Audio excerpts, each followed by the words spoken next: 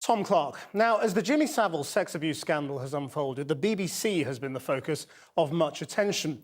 But serious questions remain about how the TV star was able to abuse patients at the hospitals he was connected with. Now, two former nurses at the high-security psychiatric hospital Broadmoor have spoken to Channel 4 News for the first time. Both told us that mental health professionals in the hospital knew that Savile was a paedophile. Porrick O'Brien has this exclusive report.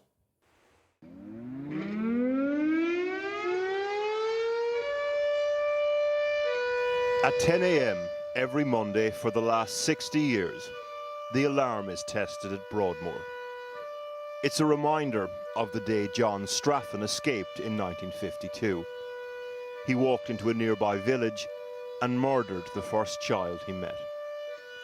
It's a reminder of the type of patients that are here, a reminder of how specialised their treatment has to be. So here's a question. Why did no one sound the alarm in 1988, when someone decided it would be a good idea to put Jimmy Savile in charge?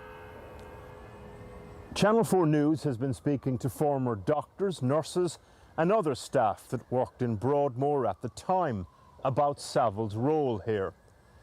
They paint an almost incredible picture of a man with lots of power and of a man with lots in common with the patients here. Richard Harrison's house backs onto the perimeter wall. He was a psychiatric nurse here for 30 years during Savile's tenure. So, what was the mental health professional's assessment of Jimmy Savile? Well, I'd long considered him, as many of my colleagues did, as a man with a severe personality disorder with a liking for children. What was the talk amongst staff? He was regarded as a paedophile. By you, by the professional staff? And the paedophile patients, many of those knew that he was a paedophile. The giveaway then, paedophiles would gravitate towards Savile when he was in the hospital. Richard Harrison had a colleague, a staff nurse at the time, called Bob Allen. I'd say he was a psychopath. I would actually say he was, without a doubt. It's just the way his attitude was, his blasé attitude to everything. He didn't seem to care or worry about anything. A lot of our staff always said he should be behind the bars, and we used to laugh about it in those days. Then, one night, while patrolling the perimeter fence, Bob Allen stopped laughing. Jimmy Savile's car pulled into Broadmoor and parked outside the terraced house that he'd been given by the hospital. I actually saw him step out, and he stepped out with a young girl. Did she look like a child? Did she look like a... She was certainly over 13, I would have said, but she was definitely not of an adult age. She was under 16, I would have said. That's the way that was the look that she had. Then Bob Allen noticed something else. The young girl had just taken part in a local village carnival.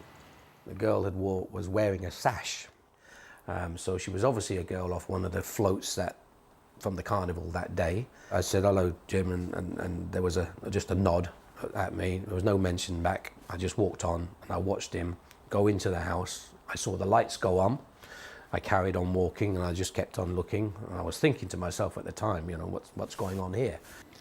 Then Bob Allen saw the lights go off in the house.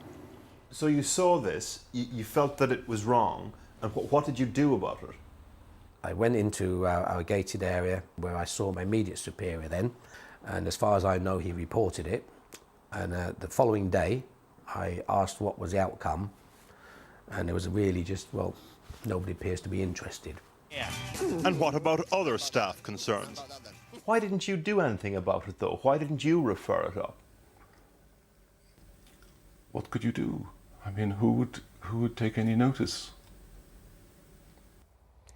But here's the thing.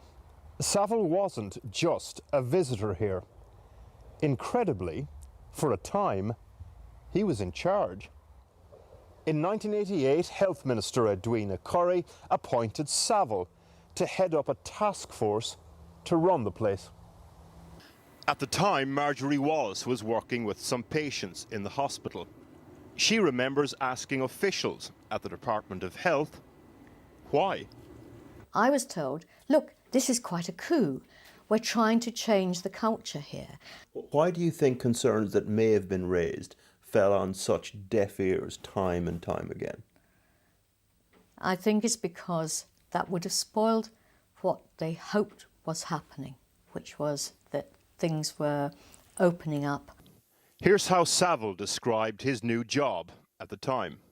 We are a great listening hospital. We listen to people.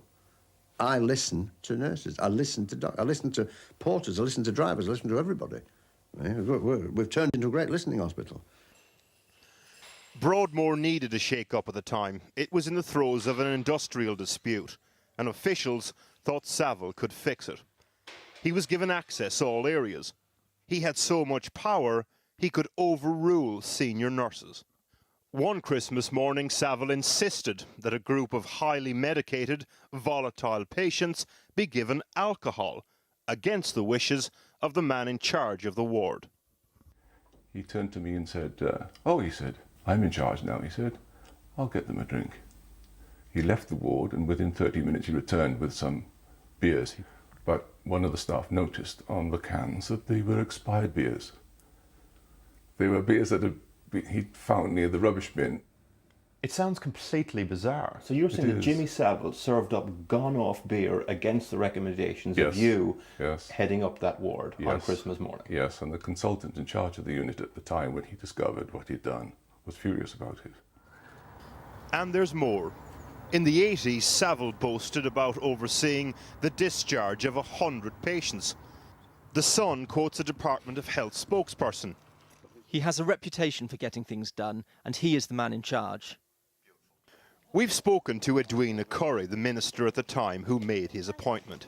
She wouldn't be interviewed, but sent us a statement, which included the following rather cryptic line about Savile.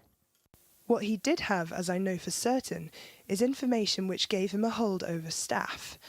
That could explain why they said nothing, even with their knowledge or suspicion of his misbehaviour. As a result, ministers were never given the information when we could have barred him from the place. The Department of Health has now launched an inquiry into what happened at Broadmoor. What happened? Powerful people were taken in by celebrity. They put a paedophile in charge who went on to abuse patients and others. For the men and women at the department, it was blue skies thinking. For the people on the ground, it was something else.